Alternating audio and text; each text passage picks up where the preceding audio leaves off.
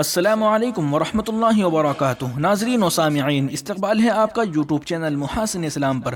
دوستو، اگر ابھی تک آپ نے یوٹیوب چینل محاسن اسلام کو سبسکرائب نہیں کیا ہے تو تازہ ترین اپڈیٹس حاصل کرنے کے لیے ابھی سبسکرائب ضرور فرما لیجئے۔ تو چلیے ویڈیو شروع کرتے ہیں۔ فرانس میں گستاخانہ کارٹون کی اشاعت سے دنیا بھر کے اربوں مسلمانوں کو ٹھیس پہنچی ہے۔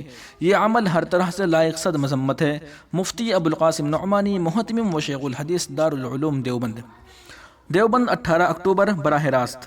حال ہی میں فرانس میں حضرت نبی کریم صلی اللہ علیہ وسلم کے گستاخانہ کارٹون کی اشاعت اور فرانس کے صدر کی جانب سے اس کی حمایت کے رد عمل میں محتمم دارالعلوم دیوبند حضرت مولانا مفتی ابوالقاسم نعمانی نے کہا کہ اس سے دنیا بھر کے اربوں مسلمانوں کے دلوں کو شدید ٹھیس پہنچی ہے اور یہ عمل ہر طرح سے لائق صد مذمت ہے۔ یہ اظہار خیال کی آزادی نہیں بلکہ مغرب کی اسلام دشمنی، تہذیب باختگی اور اخلاقی دیوالیہ پن کی واضح علامت ہے۔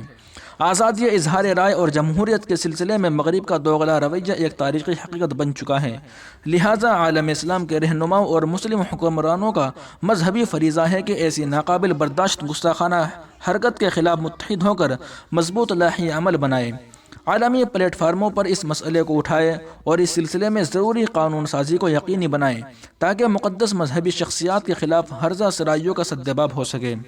عرب لیگ، OIC اور دیگر مسلم ممالک کو چاہیے کہ وہ حکومت فرانس کے خلاف مؤثر آواز بلند کریں اور سفارتی و تجارتی سطحوں پر پرزور احتجاج درج کرائے۔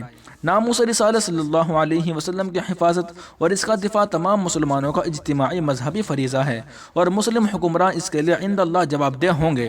واضح رہے کہ مسلم قوم جہاں اپنے پیغمبر صلی اللہ علیہ وسلم سے بے پناہ محبت رکھتی ہے، وہیں ہمیشہ سے اس کا شیوا رہا ہے کہ وہ دیگر مذاہب کی مقدس شخصیات کے خلاف کسی گستاخی کو روا نہیں سمجھتی۔ ہمارا ہندوستان مختلف مذاہب اور تہذیبوں کا گہوارہ ہے اور مذہبی شخصیات کا احترام اس سرزمین کی تاریخ رہی ہے، اس لیے حکومت ہند کو بھی چاہیے کہ اس سلسلے میں کروڑوں مسلمانوں کے جذبات کا خیال رکھتے ہوئے اس بابت اپنے موقف کا اظہار کرے اور اقوام متحدہ میں مقدس شخصیات کی گستاخی سے متعلق قانون سازی کے سلسلے میں کوشش کرے۔ تو دوستو، یہ تھی آج کی رپورٹ۔ اگر آپ کو یہ رپورٹ پسند آئے تو ہماری ویڈیو کو لائک ضرور کیجئے، شیئر ضرور کیجئے۔